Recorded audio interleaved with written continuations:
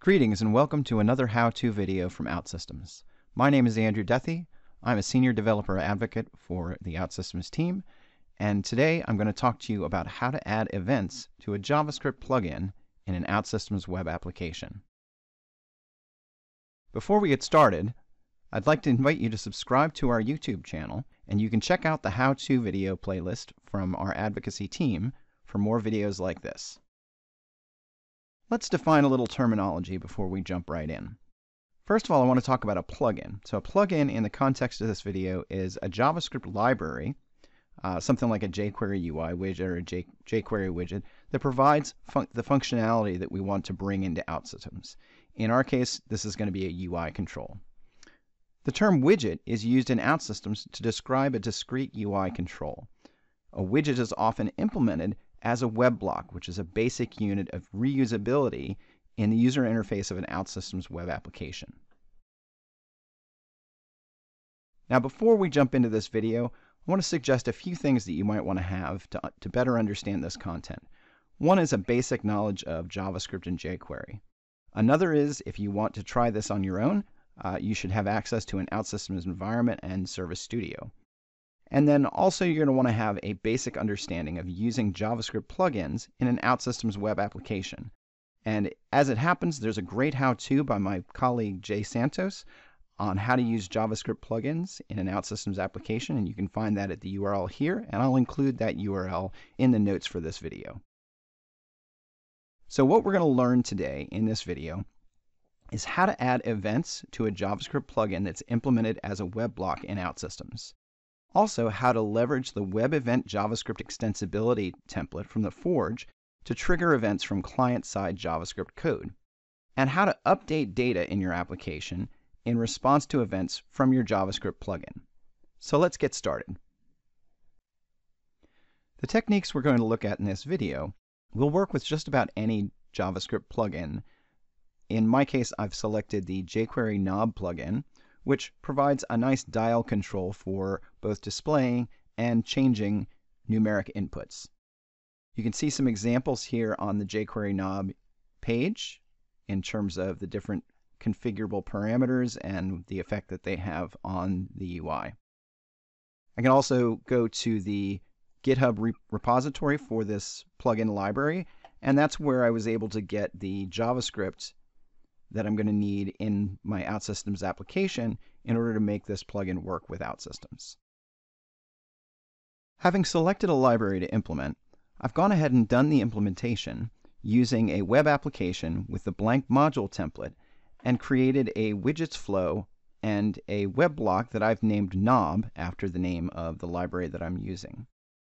That knob widget, that web block that I've created, has a link to the JavaScript that came from the jQuery knob GitHub repository. It also has a number of input parameters that represent the various configurable properties that can be provided to configure this knob control. Those input parameters are used in some markup and allow me to configure the input box that will represent that knob. So the way that the configurable properties are implemented in the library are using data-attributes. So each of these data-attributes corresponds to one of the input parameters that will control how this control is displayed. Once the underlying input box has been configured in the markup, then I have some JavaScript in an expression here, and that JavaScript is simply going to go identify the input box, which is identified by this instance ID and the underscore knob, and call the knob method on it, which is exposed by the underlying JavaScript plugin. Note that I've also set this up to handle an event, which we'll talk about here later. That event in the plugin is called release. We'll discuss that in a little bit. So with the knob plugin implemented, let's go ahead and create a new web application and see how this works inside of an application. I'm going to click the New Application button, and let's imagine that we wanted to create an application that will use our new control to set values for, let's say, maybe retirement contributions. So we're going to create a new web application. We'll just go ahead and use the top menu. and let's call this retirement. And given this retirement, let's hope that that means lots of green. We'll use the web responsive module template. And now that we've created our new application, we can go to our main flow, add a web screen. We'll just call this screen Home. And then to use our control, if I switch back to my control project, note that our knob web block is set to public. That means that it can be used as a shared resource in other applications. So now I'm going to go back to my new web application, open up the dependencies window, and type KNO, find my knob control, and add it as a dependency. Now that I've got the dependency, I can simply drill down into the widgets and drag and drop that onto my screen. You'll notice that right now our application won't publish. The reason is we're missing some important information. So we need to have an instance ID because the way that the control is implemented, it's designed to allow multiple instances of a control on the screen at once. But we need to have the ID so that we can refer back to the individual instances. I can get that by simply giving this a name. So I could say my knob and then use the name .id for the instance ID. And you'll see why we use the instance ID a little bit later. I can also configure different properties, so I can say display input, which would allow me to see the number in the middle of the circle here. I can determine if I want this to be a cursor or not a cursor. I can change the colors, things like that. And let's just set the value to, let's make that 25. The defaults for min and max are 0 and 100. So we'll go ahead and set that, and we're good to go for publishing. So we'll click our one-click publish button here. Should take just a second to go ahead and publish our application.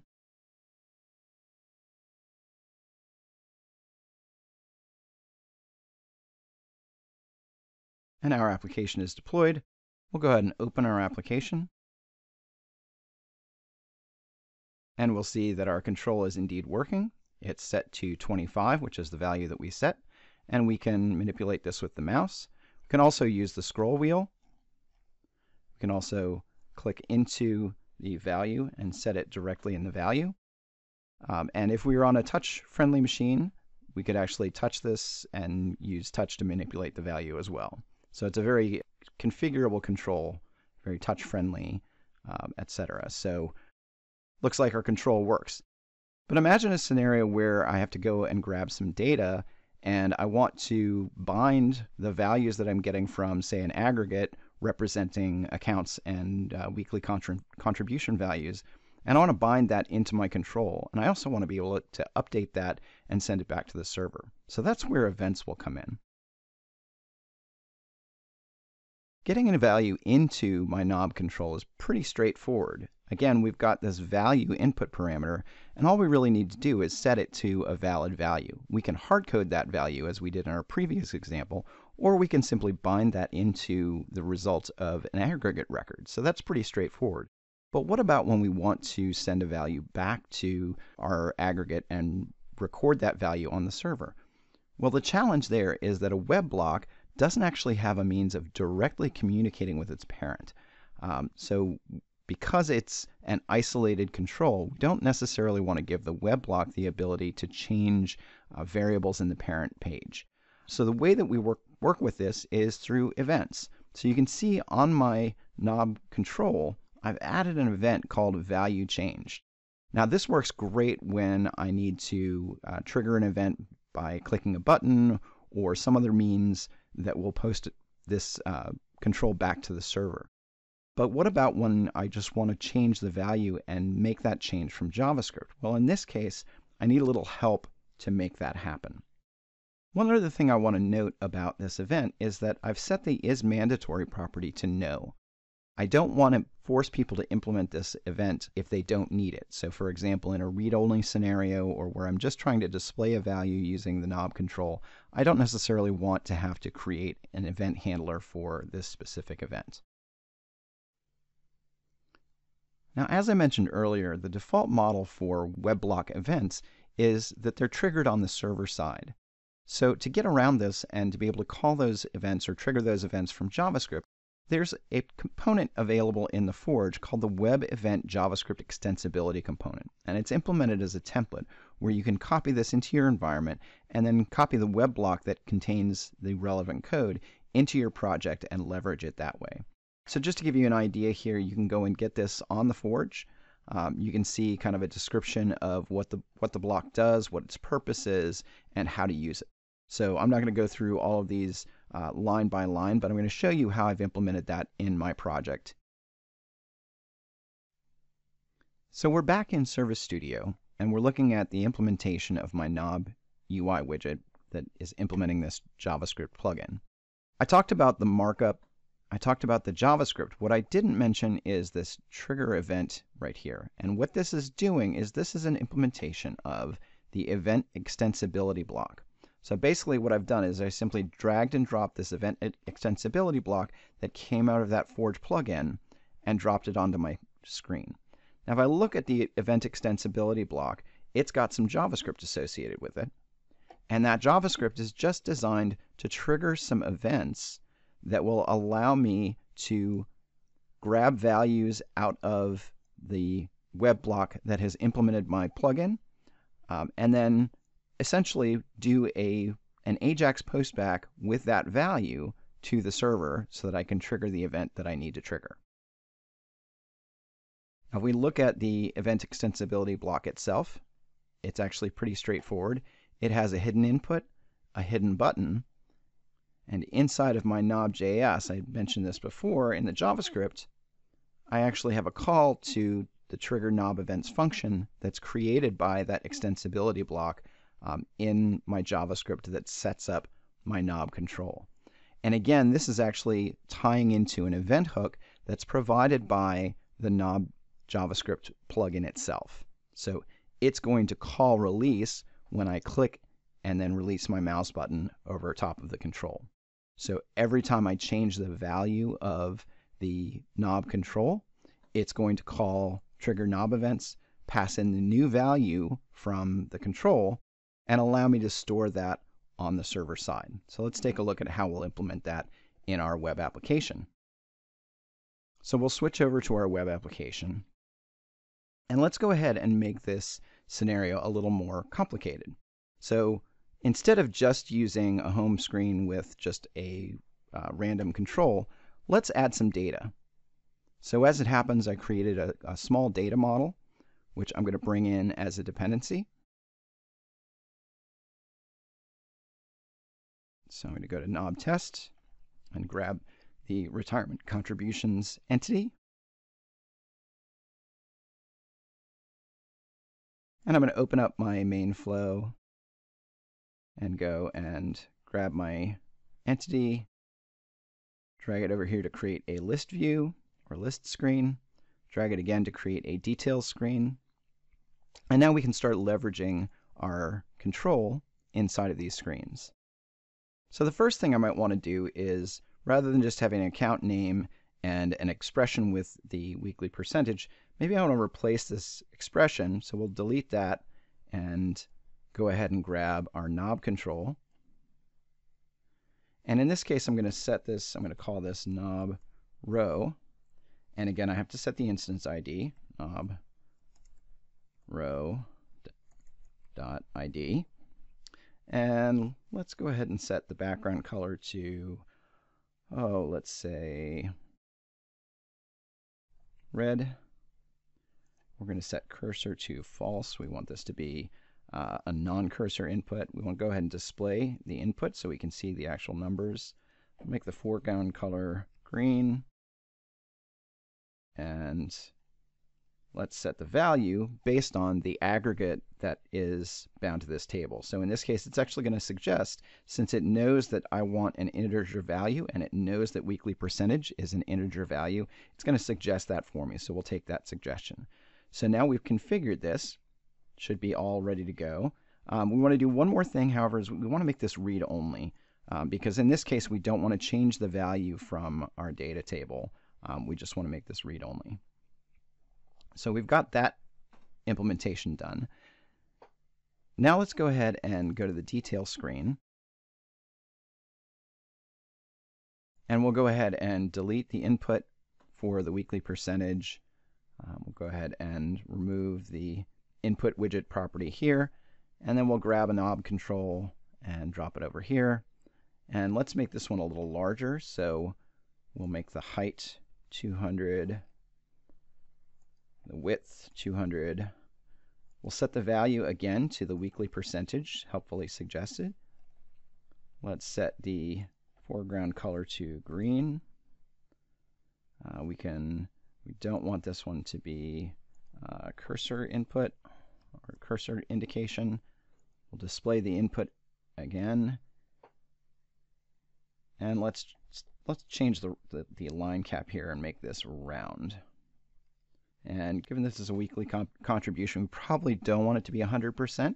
So maybe we'll make this anywhere from 0 or from 10% max. Let's make it 15%. People can contribute 15% of their pay. And the minimum should be 0. And I think that should be good. But to make this work properly, well, we also need the instance ID. So we'll call this details knob. And again, details knob.id. And then to make this work to actually save the value, we need to wire up the event that we talked about. So you can see down at the bottom of our properties window here, we have the event value changed. And we want to set up a handler. So I'm going to set up a new screen action. Now, in order to make this work, I actually need to have some place to store this value when I make this callback from the JavaScript to the event. And I'm going to store that at the screen level. So I'm going to add a local variable and call this updated contribution %. And I'll set that as an integer. And then I can simply drag this over to set and assign. So I'm going to assign that to the value that comes out of the event. So because we're inside the details knob value changed event, we have that input parameter that we configured, selected value. Now notice that it's telling me, hey, this is not the right data type. The reason for that is that because we're passing this back via a JavaScript event, it's just passing back as text. So I can use one of our built-in functions here, go to data conversion, and do text to integer, and then go find the selected value and paste that in there, and we're good to go. Now there's just a couple more things that we need to do to make sure that this will work. We need to actually update our save logic, and what we're going to do is inside of our save logic, if our form is valid, we're just going to grab an assign here.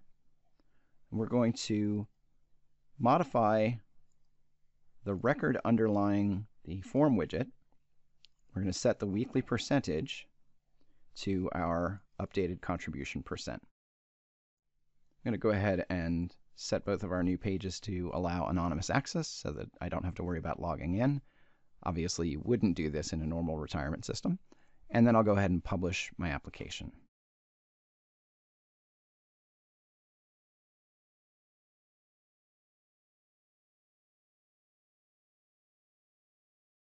All right, let's open our application.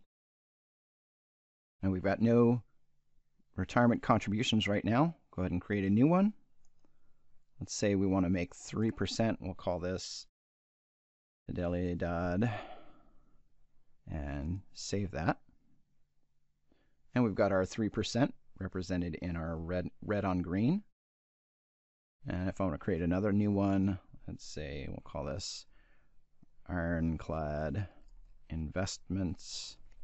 And I really like Ironclad, so maybe I want to make this 14%. So weekly I'll contribute 14%. So we can see that because the controls that I've configured here are from 0 to 100, the amount that we're representing there is a little different.